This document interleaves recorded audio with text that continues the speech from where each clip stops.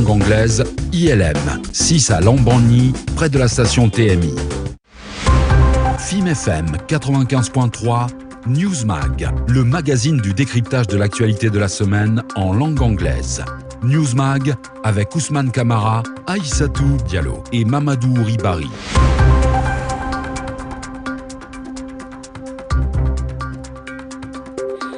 Always a pleasure coming back to the studios of 95.3. Ladies and gentlemen, good afternoon to all of you, wherever you are, however you listen. Welcome in Newsmark. This week again, we are here. Bill, good afternoon to you. Good afternoon, Aisha too. I'm so excited to be here, man. It's a brand new Friday, and so I'm happy. Always happy to be in the studios. Beautiful listeners, serving you in today's edition. Our guest today is a true expert in the field with a wealth of knowledge and experience to share. I am, of course, talking about Madame Doumbouya Khadija Tubalde, a mother of 3 kids. She is a Guinean American and she resides in the United States. She graduated in business management at the University of Greenwich. With her, we will discuss real estate insights. Good afternoon, Mrs. Doumbouya, and welcome to Newsmag. Thank you so much. Thank you for having me. All right, ladies and gentlemen, as usual, let's get a break. And when we come back, we will start off with the news. And later on, we'll come back with the second part of the program called Décryptage. Mamadou Touré is on the technical side for us this afternoon. Newsmag, une coproduction de FIM FM et du Centre d'apprentissage de la langue anglaise, ILM, 6 à Lambogny, près de la station TMI. Newsmag, le round-up.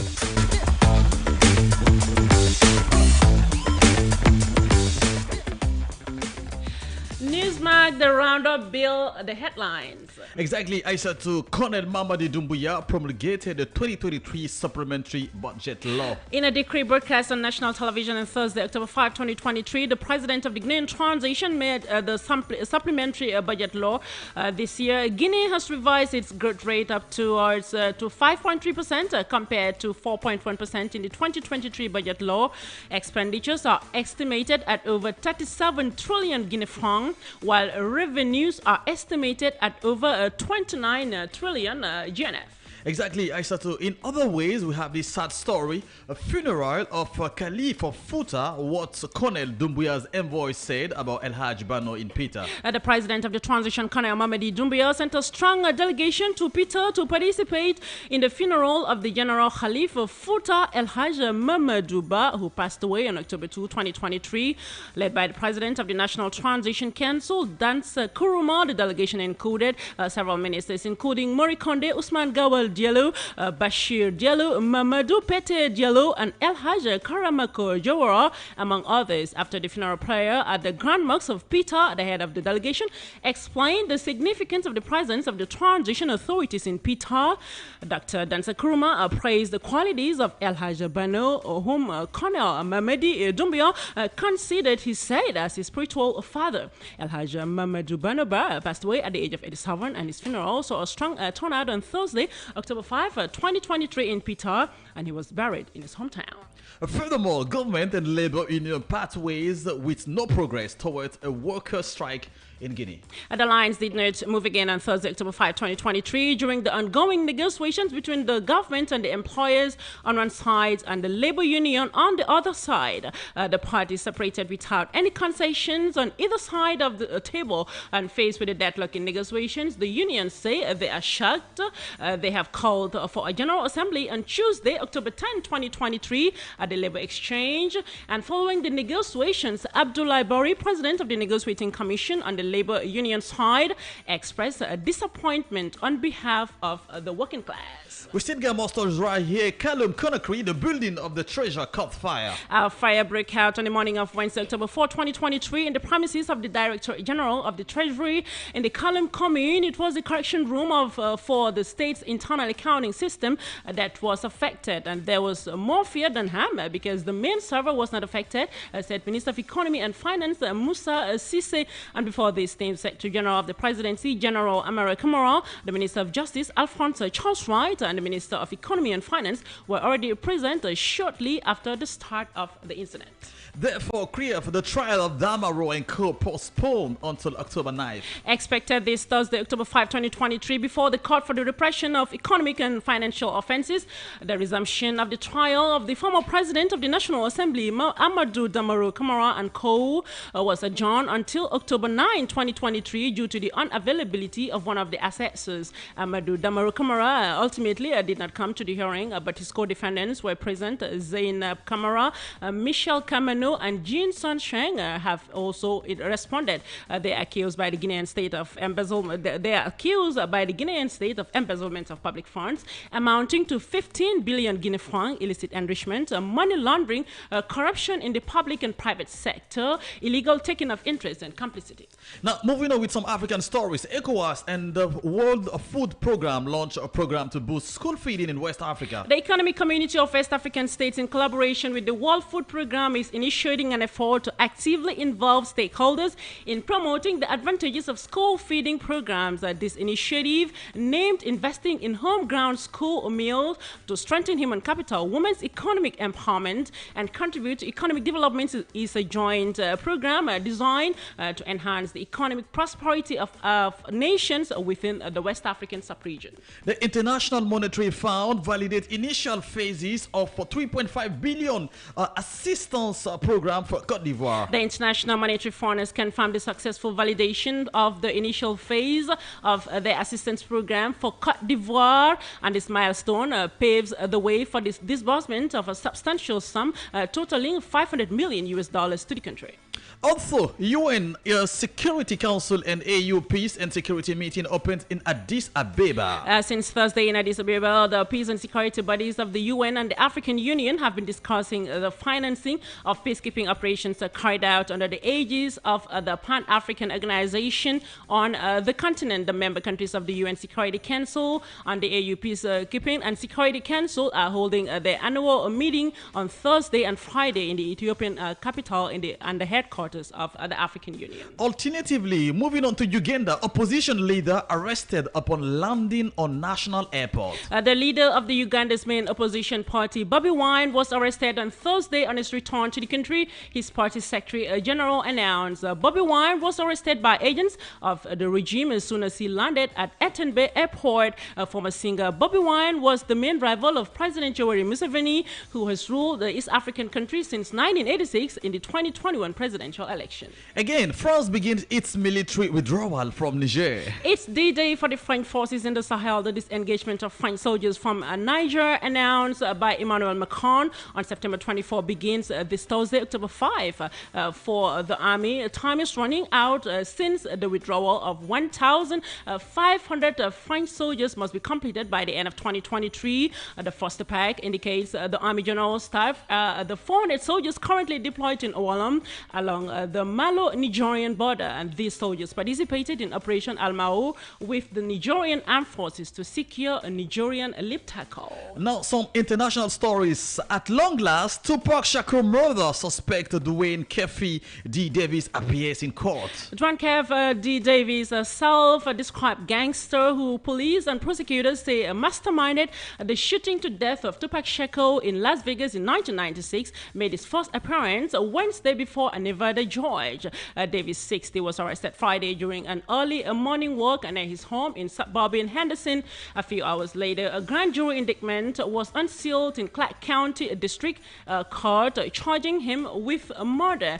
Dwayne Davis had been a suspect in the case and publicly admitted his role in the killing in an interview ahead of his 2019 tell-all memoir, Compton Street Legend. And this is the end of this week's Newsmag. Stay tuned for the second part, décryptage. Let's take a break. Newsmag, une coproduction de FIM FM et du Centre d'apprentissage de la langue anglaise, ILM, 6 à Lambogny, près de la... The second part of the program, Bill, décryptage. Our guest today is a true expert in the field with a wealth of knowledge and experience to share.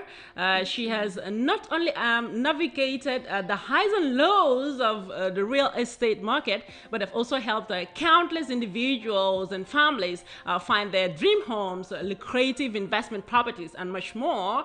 We're indeed talking about Madame Doumbouya Khadija Balde, mother of 3 kids. She's a Guinean American and she resides in the United States. She graduated in business management at the University of Greenwich. With her, we will discuss real estate insights. Good afternoon once again and welcome to Newsmark. Thank you. Good to have me here. Okay, the first question, Mrs. Doumbia, can you tell us about your background and experience in real estate investment? Thank you so much, Aisha Tijala. Thank you for having me. So, real estate. Real estate was chosen by God for me when I moved to the United States of America. I went to look for a place, and the person that interviewed me told me, Katie, after speaking to me, this may be a good thing for you, because I have always had the mindset of being an entrepreneur. So I felt like, okay, that was it. And that in 2015, 2016, since then, I've loved the journey. I've loved helping people. There's a lot of ups and downs, but what matters is the final result. So that's what excites me more. So I really love to represent buyers because I feel like there's always a story behind this with buying the house. Yeah. And what actually motivated you to return to Guinea and invest in real estate sector? Thank you for that question. So for me, I feel like when you are knowledgeable, when you have a skill, you should contribute to your country. I've been in America for 8 years, and I've been away for almost 20 years. I grew up outside the country. Okay. So what I have and what I see out, I feel like my country needs me, and I would love to contribute, not just to have my own thing, but also the growth of the country. So that's the reason why I came. I already started building a school, which I always delegate mom to do it. But I told her, you know what? With what I'm seeing, Guinea is a country that is developing, and I want to be part of that development. Great to have you back home. Thank you so much. You recently organized a business meeting in Conakry. What were the objectives of this meeting? So the reason why I just decided, okay, it's time to come home. It's time to, I have a platform whereby a lot of people watch me, and some people don't want to talk to you on the internet. I told myself this is an opportunity after almost 10 years to come home and introduce myself to my people.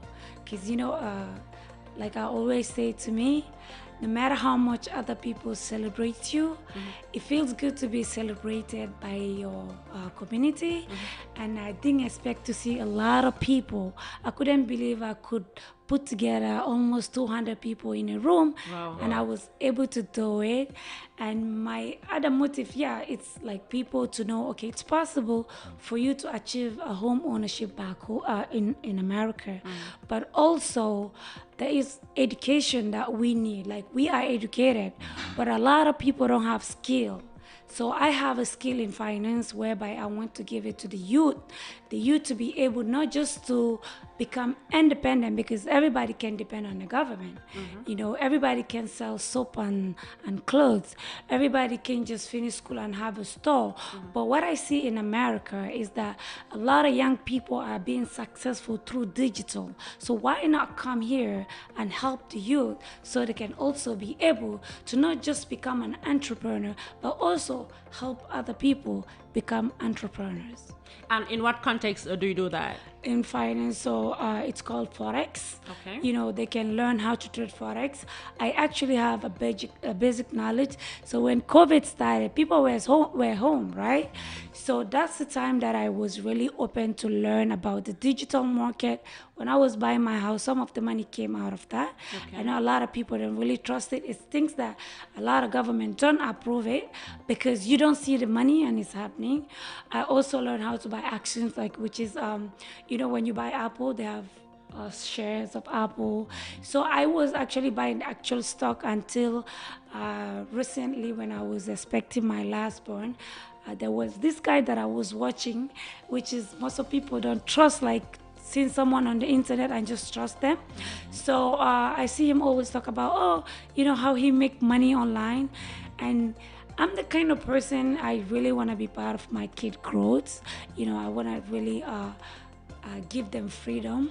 but I also want to see them grow. Okay. So I always tell myself, if I have to be always on the field, I feel like I'm gonna miss my kids, right? So that's how I got myself involved and understanding, okay, how to trade, right? It's trading, it's you sitting online and buying actions and sell them and gain profit.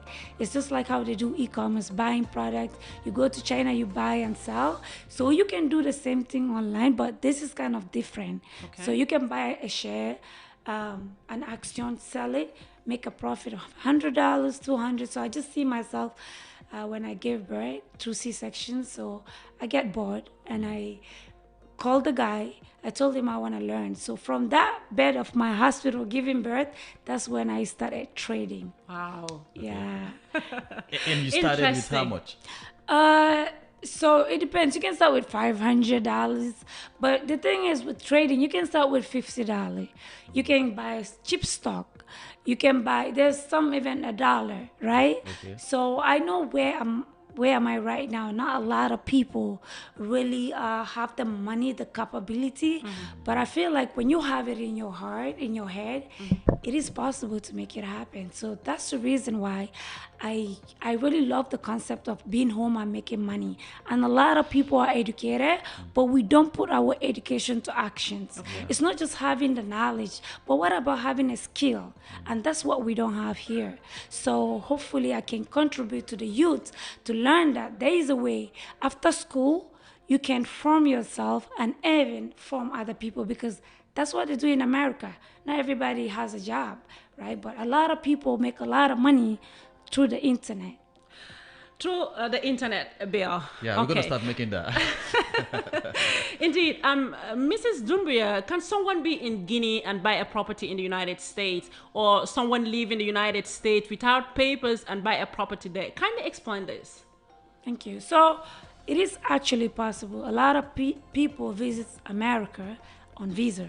So if you have a visa, you can go there and I will help you with the process of having an a corporation, so you can have an identification, because in America, for you to buy a house, you need to be a citizen, have a working permit, or have an identification number to know that you are the owner of this house. So you get a number, and it take like a month or two. The process take, because if you are not a citizen, if you're a citizen, it take a week. You have a number, you can buy your house. But if not, now you have to wait, because they have to verify you if they can really give you this number for you to be able to operate in the country. So it's a process. I don't want to really talk all about it, but I will be here to help people, because I see other countries come there, invest. I feel like it's a vice versa. I want to develop my country, but see my country also being known outside. When I tell them from Guinea, like Guinea-Conakry, I feel like if we invest in abroad, it's gonna be known. We're not telling people take money, invest outside. You know, my interest is here, but also. But they're already doing that. Exactly, right, whether I said it or not. And it's like most of the times in the United States, when you say Guinea, they just ask you, Guinea? Guinea-Bissau, Guinea, yes, also. exactly. Or So sometimes you just have to say it's Guinea-Sekou-Touré. Yeah. right, exactly. So that's what we want to stop. So we want to put Guinea on the map. Okay. You know, so if you have a lot of young people that are really making money, they're going to be recognized. Of course. So that's the amazing thing about America. Like, you are free. The freedom of speech, the freedom of religion. That's one thing, you know, the thing is, people go to school, you know, they teach you a lot of things, but not knowing when you come to real life, you know, it's different. Different. Okay, Mrs. Doumbia, what advice would you give to your fellow Guineans from around the world, you know, who are considering investing in Guinea, but are sometimes very much afraid to come back home? Excellent questions. It's not easy, but I feel like there's no place like home. Of course. So you have to forget about the fear and come home and tell yourself, this is my home. And I can be able to make it here. So it's not easy, because my mom was shot, you know, in November in our house. Okay. So I'm sorry I'm saying that here, but she still don't want to go really abroad. I tell her, Mom, you need to come. She's like, where am I gonna go? This is where I'm born. So to me, I feel like what's gonna happen, it's gonna happen. Okay. Whether you in America, you heard people got killed over there. Yeah. So there's so many things that happen, like when you buy a lot and you end up knowing that that's not the person that sold you the lot. So we the youth, we the people that have seen, we can help the community, the government regularize, making sure that what you're really buying is tangible.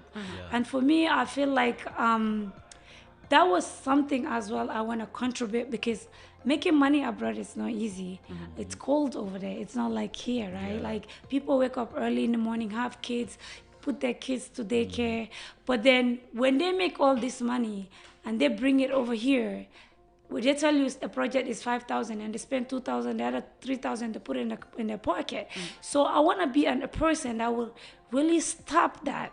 If like somebody need a house here, they have a lot, we sit down, we talk numbers, so I can be able to help them achieve their dream, because we need home. Okay, right? definitely. Yeah, and I have spoken to a lot of people that say the government actually want to implement some stuff whereby they give lot. The lot in Guinea is very hard to get. And if I was asked, they need to change that. Okay. You know, because to me, I feel like the growing community will not be able to buy lot and build really in Guinea if you're doing the right thing. So if the government is able really to provide lot so that we can build homes and help our community, even if it's not bad, like get this lot in loan, like we get loans. Like in America, you buy a lot, you can even get a loan. So people can pay that with time so they can be able to afford houses. I see house on the street. Sometimes I'm mad. I'm like, why don't we just remove this here so we can build nicer houses, right? Because I want to be able to bring other people to my country and feel like, wow, I want to come back to Guinea. We, the Guinea, only cannot build Guinea. We have to also bring other people to build Guinea. But the only way we can do that, we have to be comparable. Our economy is bad, but then things are crazy expensive here. So how people are going to survive if they can afford to buy a lot? Okay, so we just have a minute to go. My last question, Mrs. Doumbia, how do you balance a personal and professional life while managing real estate investments in a different country? So far, I'm in America. I own real estate. I feel everything is in my head, so I can be able to balance life. I tell myself, you know what, it's possible. So every single day that I wake up, I go ahead and do what I have to do. I don't think about it. I think people think about too many things. If they were only taking actions, I think things would be better. But people think too much. So we need to stop thinking too much and go to work. Okay. Pragmatism and assurance. Bill, I'm not going to take that because we just have to go. Signals from the technicians of the day that we have to go right now. I just wanted to ask, where can somebody find her if you want to learn from her? I'm all on social media, Facebook, Katie Home. Katie Home. That's what's up. Yeah, Instagram, Life with Katie, I have Katie Home. So I'm actually on the media and really want to impact the world. That's what's up. Really want to impact the world. Strong words from Mrs. Doumbia, Khadija Tubalde. Thanks indeed for answering to our invitation. Thank you so much, and thank you for having me. All right, Bill, this is the end of today's edition of Newsmark. Yeah, it's Friday, man. Happy weekend to you. Happy weekend to you too. Beautiful listeners, this is the end of today's edition of Newsmark. Thanks indeed for being with us. Until next week Friday, of course, another edition. Goodbye.